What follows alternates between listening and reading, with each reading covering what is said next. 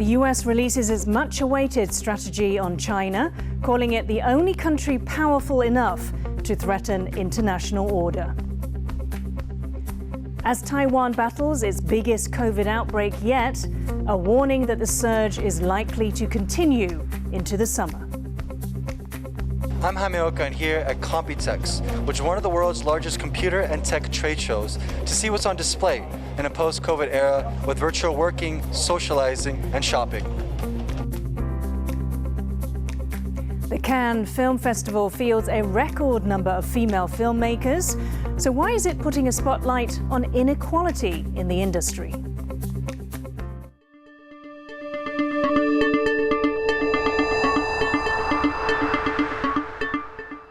A warm welcome to TaiwanPlus News. I'm Yin Khvat. Washington singled out China as the only country with the intent and capability to reshape the international order. During the much-anticipated speech on Washington's strategy for China, U.S. Secretary of State Antony Blinken promised to expand cooperation with Taiwan. He said that the U.S. will align with its allies to compete with China. Blinken also highlighted the Communist Party's growing aggression under its leader Xi Jinping and said China is a greater long-term threat to global stability than Russia.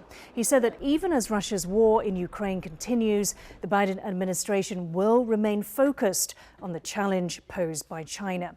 In response, China's Washington embassy said the two countries share interests and cooperation potential, and their overall relationship shouldn't be defined by competition.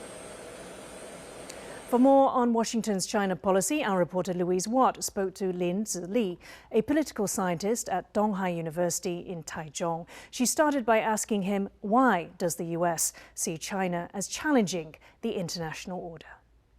Strategically, China adopts the BRI, the so-called the Belt and Road Initiative, and that become, for many countries, become debt-trapped, and they couldn't afford to pay back to China. And it's its first challenge to international order. Second, from economy, and we see China, they adopt many economic sanctions towards a country like Australia, Sweden, and Lithuania, and of course Taiwan. And the third, ideology. The Chinese government, they promote so-called the Chinese model to the world, and they challenge democracy, human rights, and the free trade to the world, and which American, the leader, they maintain the world order, they couldn't suffer or couldn't afford this. So that's why we call that's the most long-term challenge for America. Does the strategy contain anything new? Because a lot of it seems to sound like what we've heard before. So are we actually going to see the US do anything that they haven't done before when it comes to China? I have to say that really depends on China, because both sides, I mean, American and China, they all fully understand they need each other. So you can see recently some famous Chinese scholar like Yin Khvat, they publish article in Foreign Affairs and try to say they are also quite suffer from the Russia-Ukraine war. And in the West, they work together against China, which didn't fit for Chinese interest. As long as China, they want to change their strategy, they want to follow the liberal, the rule-based international order, American, they are willing to work with China. A high-level Taiwan delegation is in Lithuania, seeking to expand economic ties with the Eastern European country. The Taiwanese contingent is led by the Deputy Economics Minister.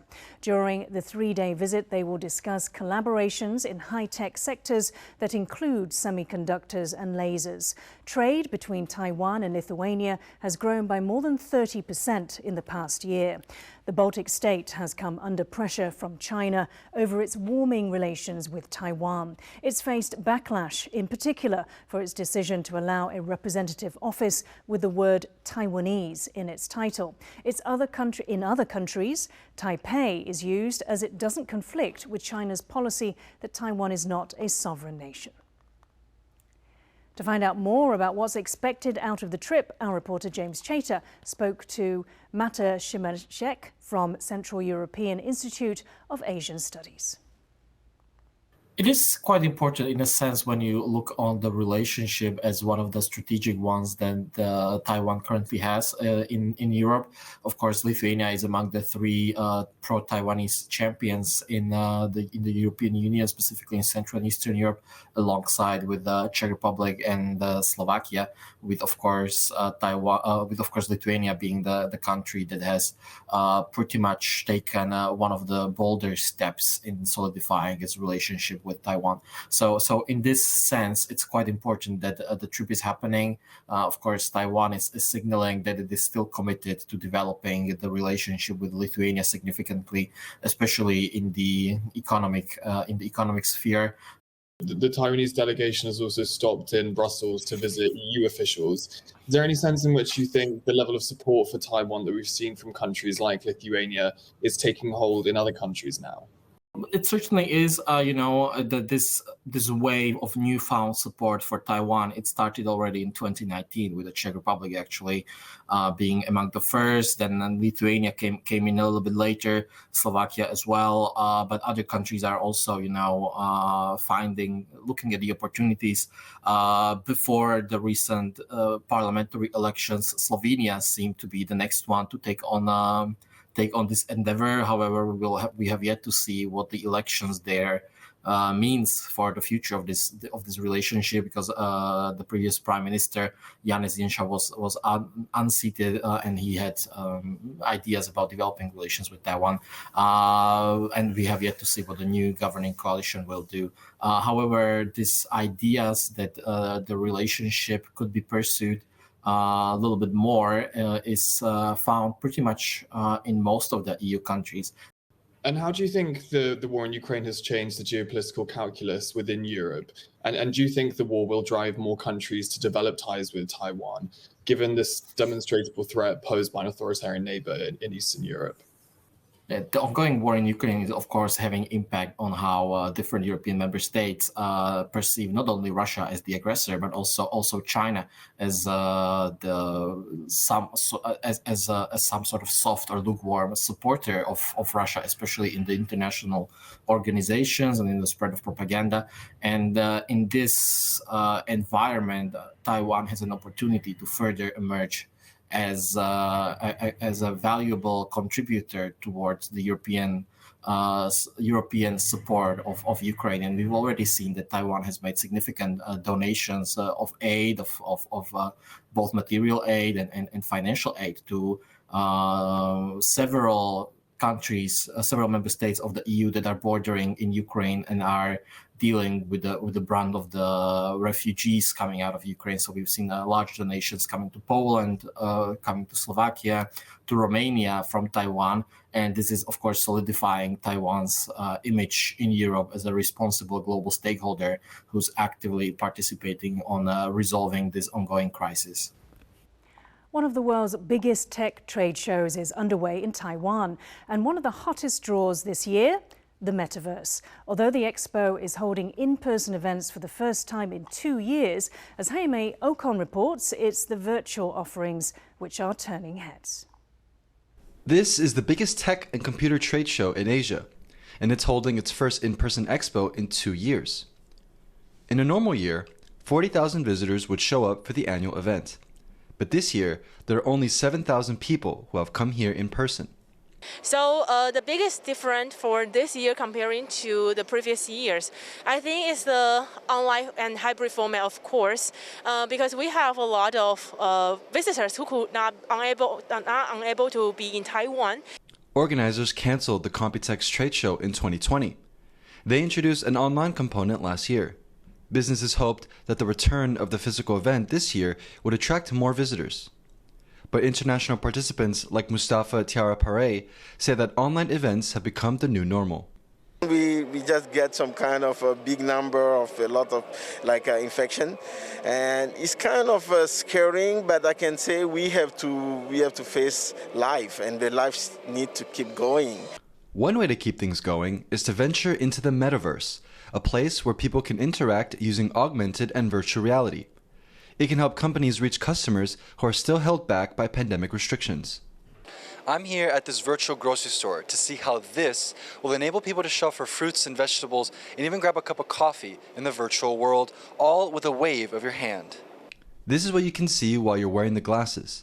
You can highlight an item in the shop by just looking at it, and then swipe it to put it in your shopping cart.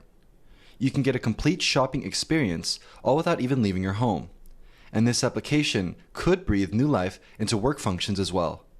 I mean, when you see that now people are getting used to have meetings using, for example, Zoom or equivalent, if you can imagine that in the metaverse you could have very well a much more interesting way to meet by having avatars talking together and so on.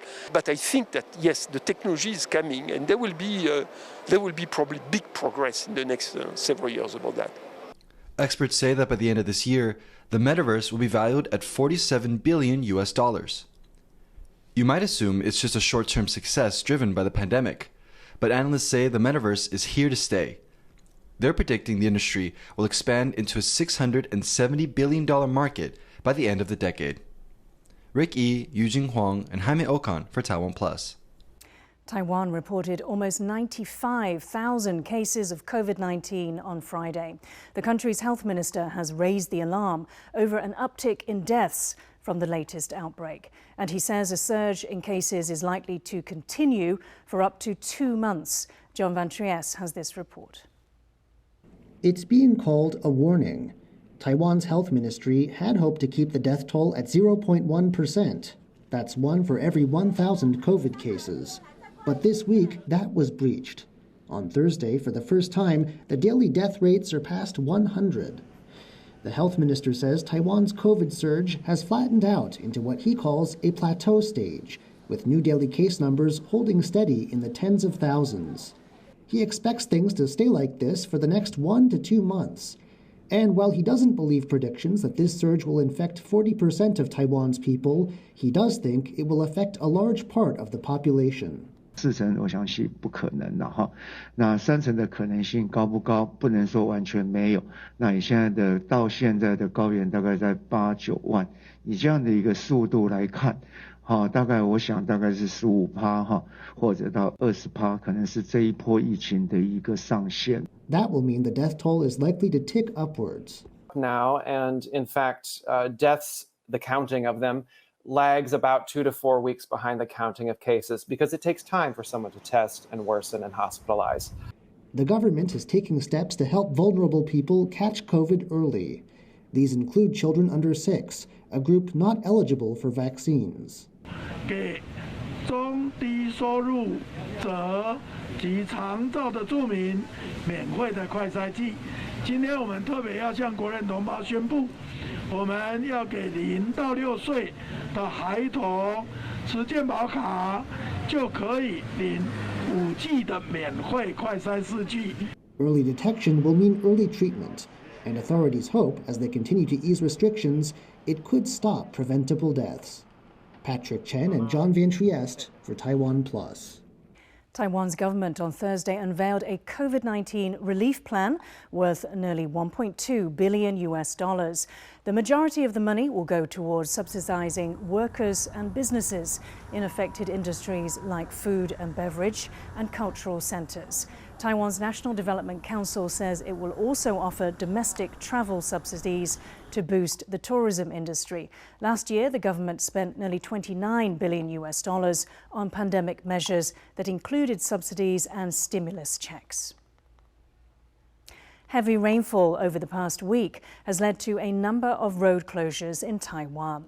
Landslides have blocked some mountain roads in Yilan County in the northeast. Authorities also closed parts of the Southern Cross Island Highway as a precaution. It connects the southern city of Kaohsiung to Taidong County on the east coast. The rainfall is expected to ease on Friday evening, but the so-called plum rain season will last until mid-June. Coming up after the break, we learn about a musical instrument with an avian twist.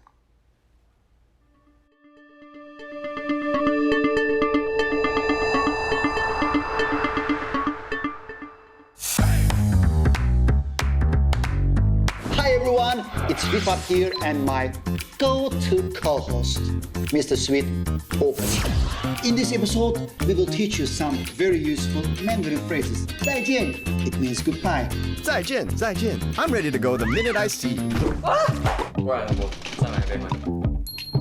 哇，那就不好意思。 Time goes by so fast. Now it's time to say goodbye.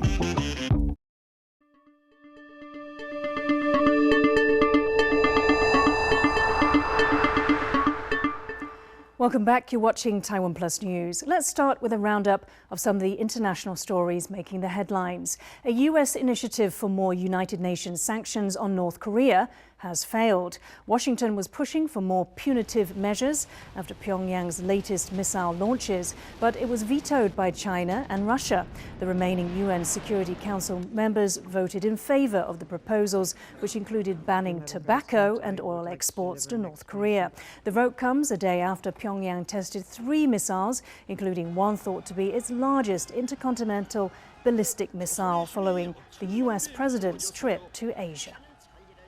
The world faces a clear and present danger from the DPRK. It is for that reason that 13 of us supported this resolution, because it is and it was the right thing to do. Japan is reopening its door to tourists next month for the first time since travel restrictions were imposed 2 years ago. From June 10th, tour groups will be allowed to return, although individual tourists will have to wait. Taiwan is among the 100 countries from which travellers will be welcomed without testing and quarantine. International flights to popular destinations Okinawa and Hokkaido will also resume. Since closing Japan to non-residents in 2020, foreign visitors have plummeted by 99.9%. The prestigious International Booker Prize has been awarded to an Indian author for the first time ever. Gitanjali Shree's novel was originally written in Hindi. She received the prize for her book titled Tomb of Sand. The award recognizes fiction from around the world that has been translated into English and published in the UK or Ireland. This is a bolt from the blue, but what a nice one, and I'm still reeling. I never dreamt of the Booker and never thought I could. What a huge recognition. I'm amazed, delighted, honored, and humbled. The Cannes Film Festival wraps up this weekend with a record number of female filmmakers in the running for its top prize. Despite the attention they are getting, women still lag far behind in key roles in the industry, including in Taiwan. As Louise Watt reports, there are calls to address the inequality across the industry. It's one of the film industry's most prestigious prizes. But of the 21 films nominated for the Palme d'Or at the Cannes Film Festival this year, only 5 are directed by women. And that's a record. For women working in film, more has to be done towards gender equality. 很多时候，比方说，在影像工业里面，它就已经受限了很多，就是女性可以获得的机会，是因为男性是主导那一个机会的人。Luo Peijia is the director of Women Make Waves, Asia's first all-female international film festival. She says it's not just about seeing more female directors, but better representation across the industry as a whole. 我们也一直在鼓励大家说，包含了评审的制度，包含策展人，包含影展团队，包含拍电影的编剧，或者甚至是制片，给钱的老板，都应该要有更多的女性加入。At Cannes, a gala dinner celebrated the work of female filmmakers, including American actor and producer Viola Davis, who's fought against a lack of diversity in the film industry. Well, what I'm seeing is there's a lot of people out there with production companies who are fighting for change. You know, I always feel like the people who are the change makers are the people who've been the most affected by the lack of change. That's what I see, and that's what gives me hope. Cannes Festival organisers insist progress is being made towards gender equality. given that a decade ago, only 7% of directors were women, compared to 25% female representation in this year's festival. Throughout its history, only 2 women have won the main prize at Cannes, the Palme d'Or. But it's not just the Cannes Festival that's been criticised for not nominating many female directors. At the Oscars this year, Jane Campion became only the 3rd woman to win Best Director. The year before, Chinese filmmaker Chloe Zhao became the 2nd, 11 years after the historic first win of a female director. In Taipei, the team behind Women Make Waves have been trying to raise the profile of female directors in their work since the 1990s.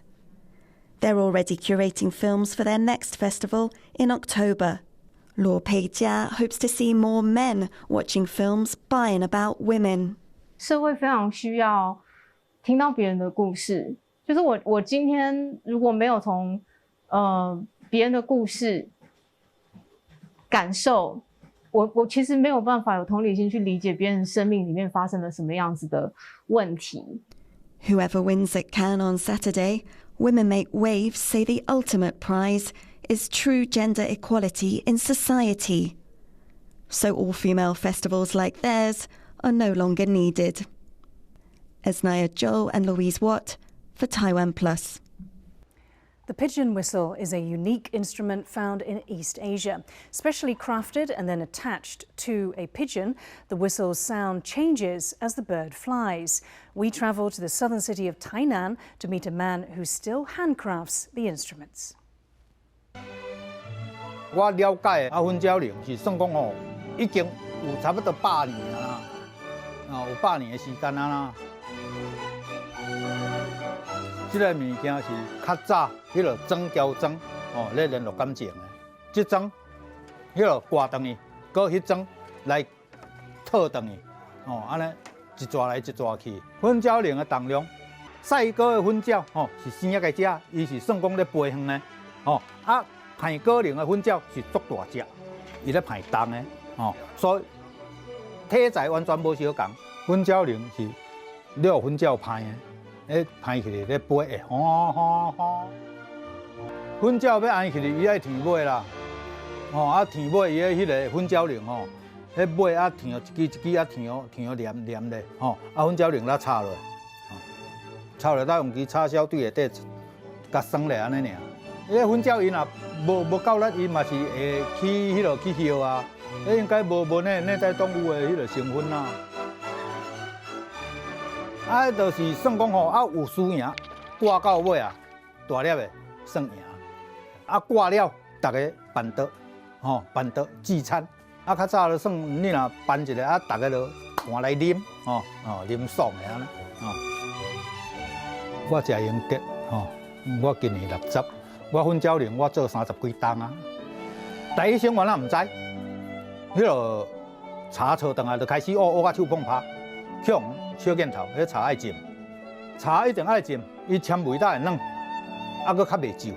浸自来水就好啊，浸落浸到伊袂臭，拄仔深浸落，迄个水足臭，浸到尾袂臭就差不多会用一下。上少爱浸半年才会做一，莫去打去，若打去茶会歹，你要浸，拢继续浸咧，茶袂歹，差浸2、3档也无要紧啊。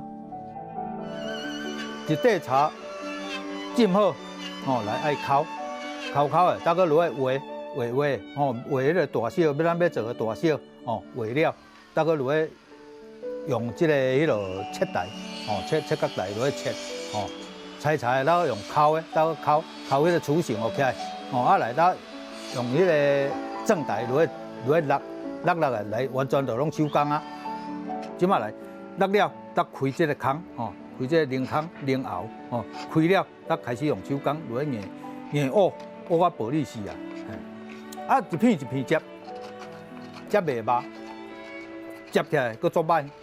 以早因为有诶较歹拍，伊歹拍的原因就是伊无准，有诶无准啊，有诶算迄个高不一致。所以伊有诶较歹拍，所以因较早诶铃拍到8寸时，针已经排到9寸4啊。上困难拄乌这粉鸟龙头，爱报啊，爱报，你若无细字就会破啊，破再个补有效，较歹看。你若无破，家己会感觉讲较有成就感呐。做啥物件拢嘛爱做起来拢嘛有成就感。因为这个粉鸟龙啦，咧挂拢差不多伫咧清明这站啦，真咧做粉鸟龙的足人少，剩我一个咧做。粉鸟龙要好挂歹挂，迄个组的话足关系，组爱组有正，爱组有正，这个爱有正，这4个角，这4个角爱有正。这空呢，这空是这个迄落风空，风入去伫音箱，伊会有声，有声就算讲咱听嘛是咧听，就若无声排了，哪有啥物迄落无趣味啊，都要有声，有声。咧排较趣味。One of Taiwan's biggest religious pilgrimages comes to an end after 8 days with record attendance. The Baishatun Mazu procession is making its way to a temple in northern Taiwan's Miaoli County after travelling 400 kilometres to central Yunlin County. The annual parade honours Mazu, the goddess of the sea. The event attracted over 90,000 registered participants. Thank you for watching TaiwanPlus News. I'm Yin Khvat. For more stories from around Taiwan and around the world, please download the TaiwanPlus app. Stay safe and see you next time.